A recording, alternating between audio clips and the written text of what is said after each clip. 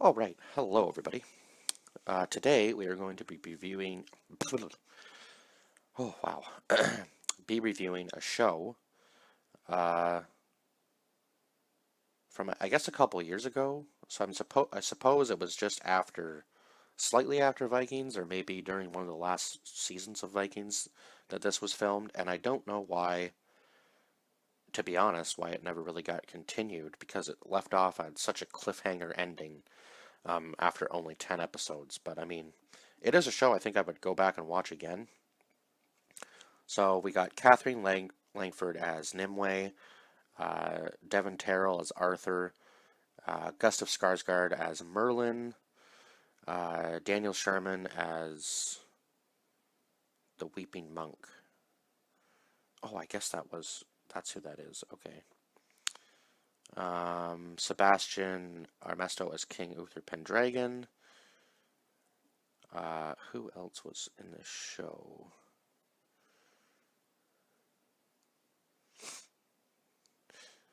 Uh, Lily Newmark as Pym. Oh, okay, because she was the one that ended up going off with the Vikings. Uh,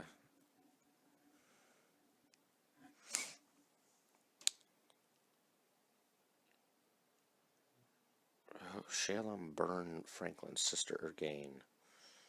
Oh, I remember who she was now. Peter Mullen played Father Carden. Emily Coates played Sister Iris. Billy Jenkins played Squirrel. Matt Stoke played Gawain. Uh,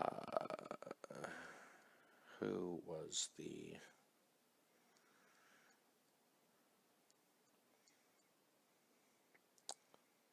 Oh, come on. There was other people in this show I know that were important. I'm trying to remember the Viking girl's name. Oh, right.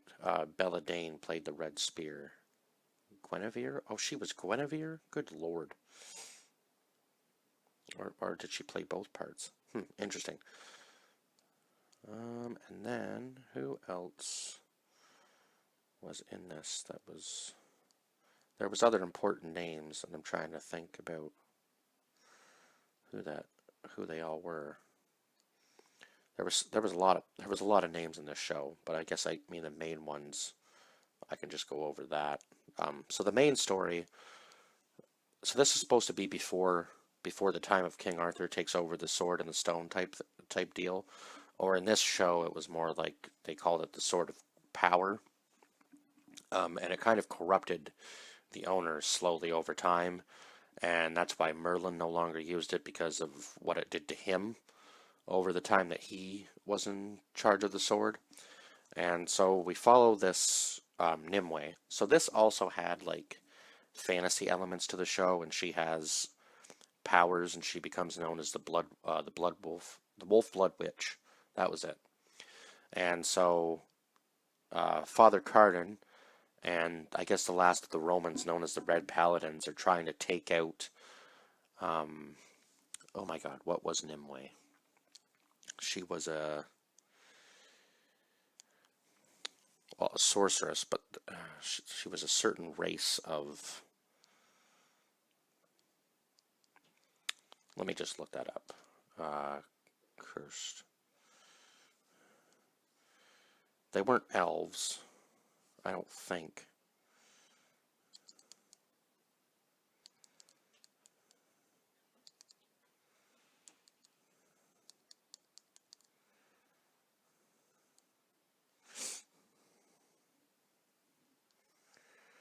Oh, come on.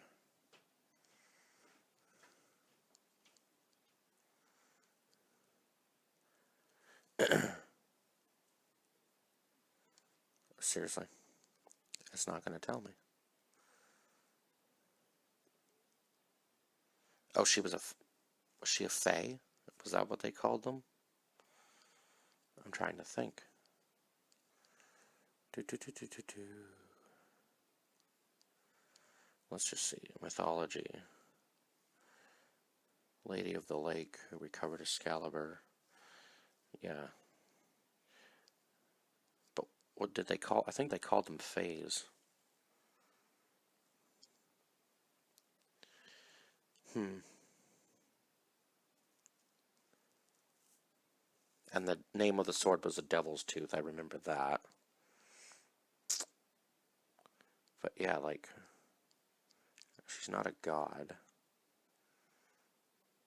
She's a goddess. Okay, interesting. Um, so I guess over time she, I guess, gained more power, maybe? Is what I'm kind of reading on Google here.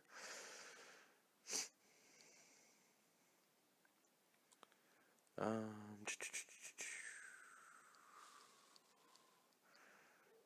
yeah, power skills. Let's just see here what it says on Wiki for a second, because I want to know.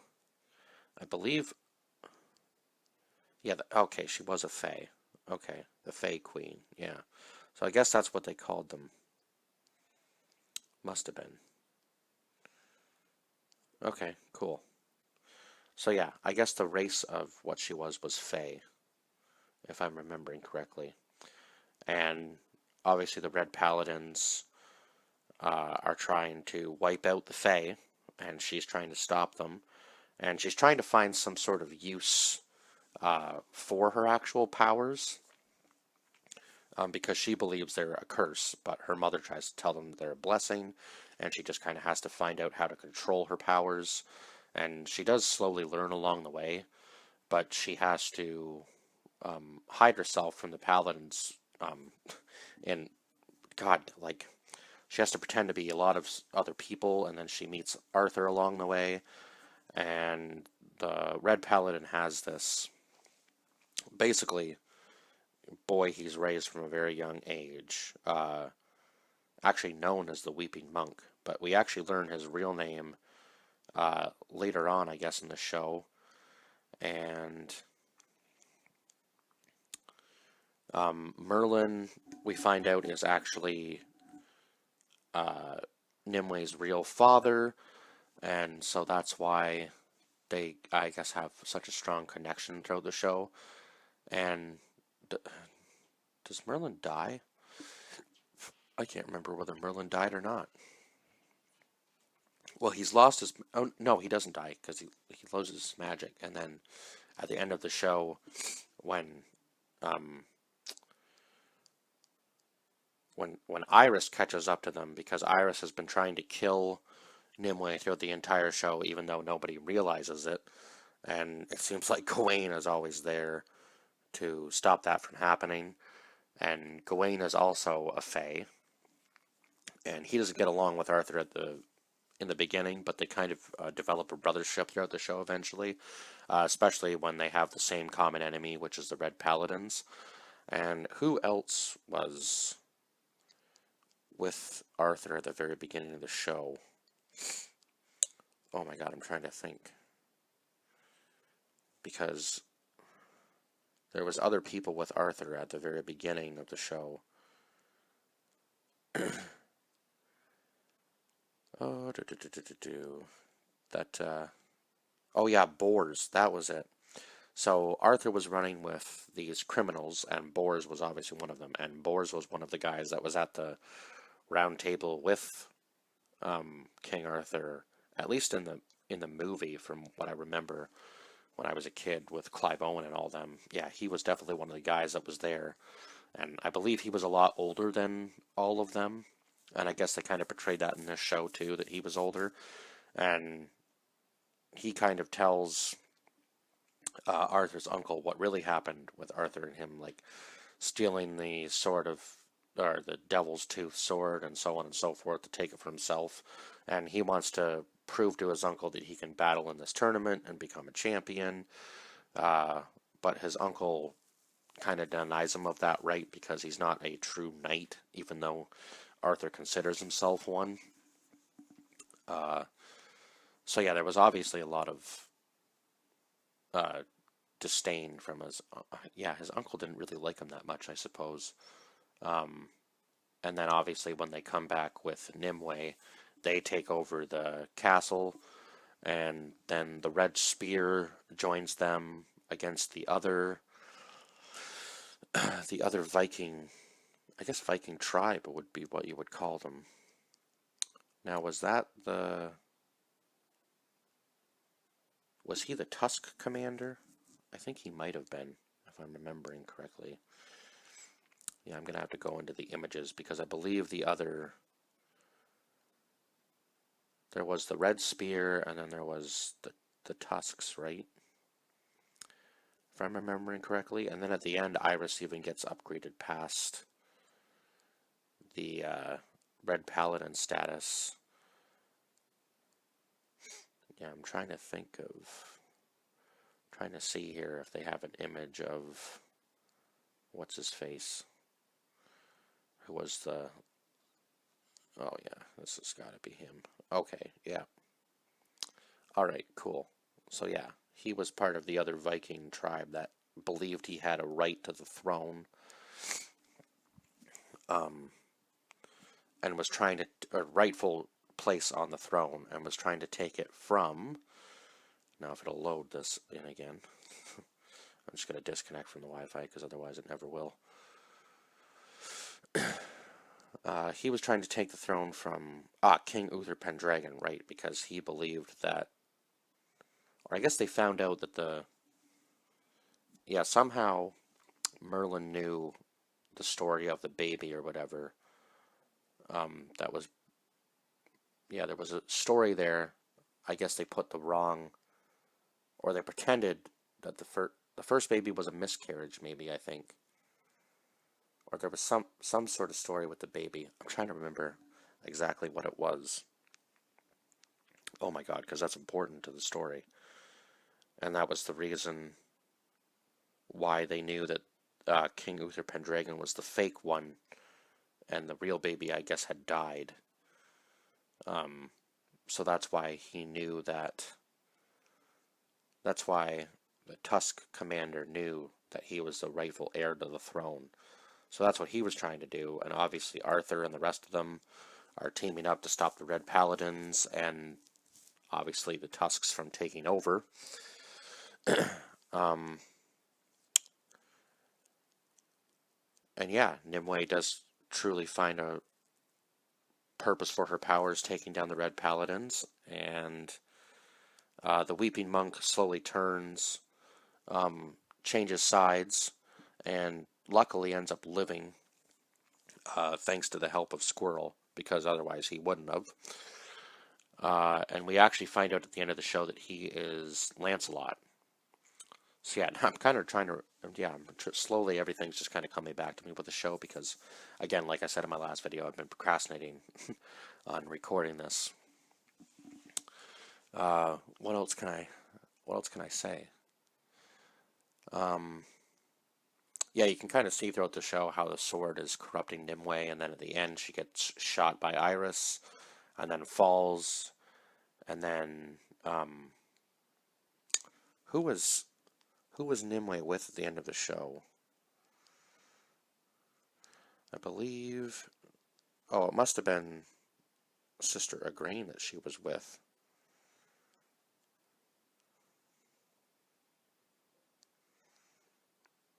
Yeah.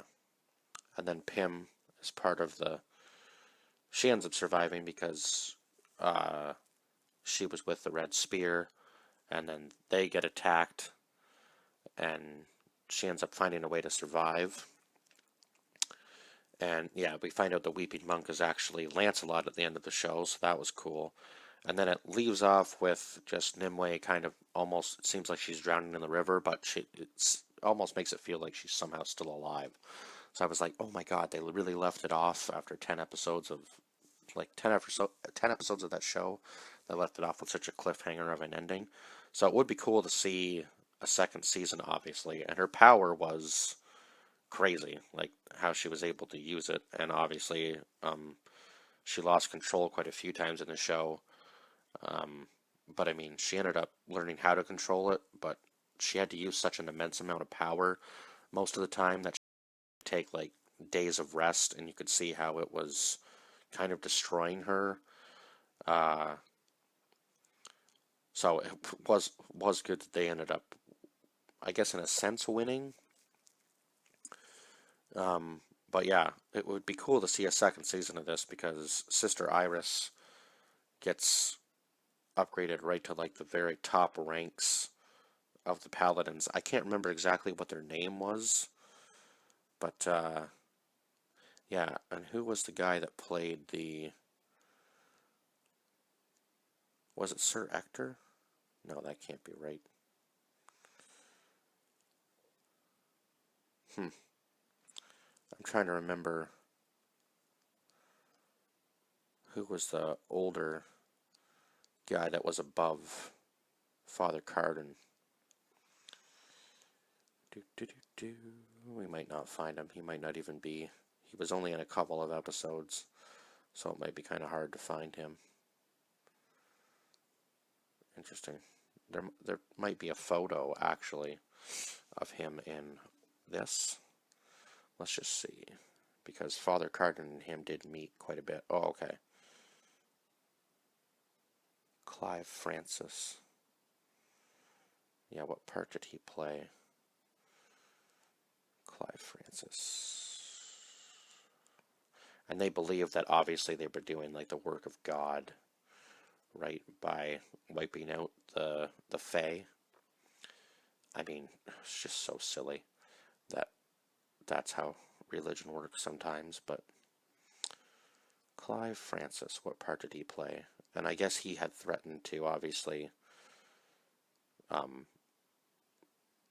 yeah, basically strip Father Carden of his rank. Oh, Pope Abel, okay. So Pope Abel was the one who ended up putting Sister Iris into the ranks of the other guys that tried to kill Lancelot at the end of the film. But then when Squirrel comes back out to fight, Lancelot knows that he has to defend him because he finds a connection with the kid, obviously, knowing that he is also Fae. It's just, yeah, there's a lot to unpack on this show, even though it was only one season. And obviously finding out that, yeah, that Merlin was Nimwe's true father, and she believed that Merlin was trying to be deceitful against her, but he was obviously just trying to protect her in any way that he could, and he was he was so slick with it that he ended up deceiving everybody else. And who was it that ended up with... Was it Sister Ergain that ended up with the weird powers from the cave where she could see her girlfriend, I guess? I'm trying to remember who her girlfriend was, and I guess the mother of King Uther Pendragon was kind of an important piece to it, but then he ends up killing his mother because he doesn't believe that her word is really anything to him, and she's kind of been leading him down the wrong path, and yeah, that doesn't end... I don't think that ended well for him, if I'm remembering correctly. I can't remember how Uther Pendragon's story really ended. I guess he kind of sides with the Red Paladins, and then the Red Paladins ends up going to the Tusk Commander. Yeah, it's just... everybody's just so deceitful in this show, right?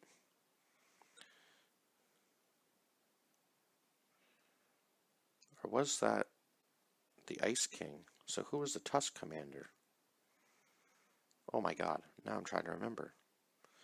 Oh, yeah, the Ice King. Good lord. Have I been saying that wrong the entire... Yeah, I guess I have. Okay. So who the heck was the Tusk Commander then? Because Clive Russell was the Tusk Commander.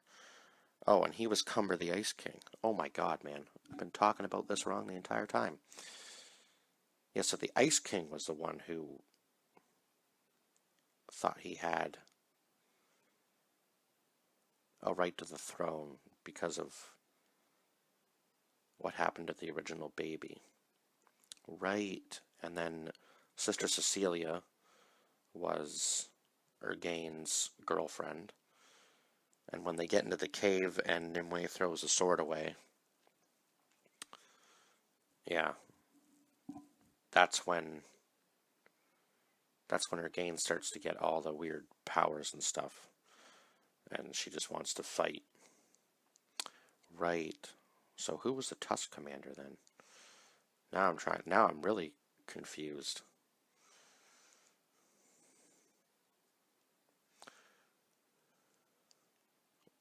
Oh, right. Now I remember. The Tusk Commander was the other Fey group who didn't want to fight with them in the beginning.